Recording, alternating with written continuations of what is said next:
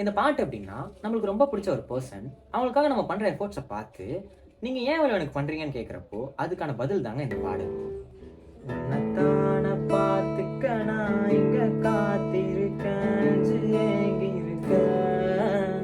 உன்னை பார்க்க வானத்தை தாண்டியும் வந்து என் காதல காமிப்ப நான்.